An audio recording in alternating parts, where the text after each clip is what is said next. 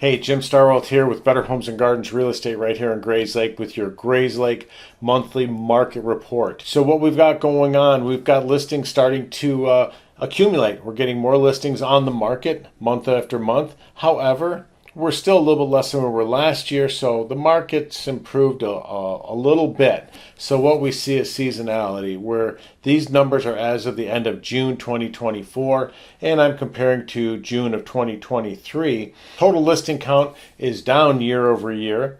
New listing count is up year over year, so homes are moving pretty nicely. We did hit a little bit of a slump in June from what we were in the spring market. However, homes are still moving nicely.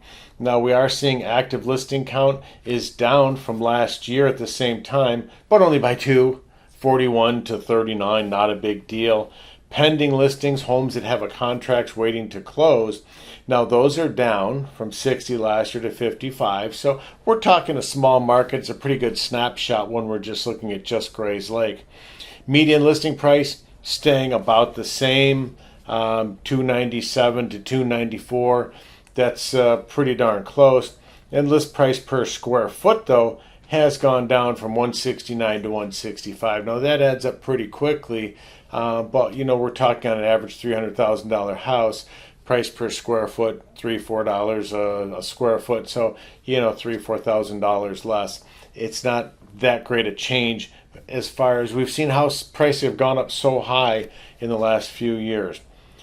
Median home size, relatively the same. We were 1 year ago, the median home that was on the market, square footage wise, was 1,723. Right now we're at 1,764. Same kind of houses are still selling. There's no boom in the smaller houses or the larger market homes that are on the market right now.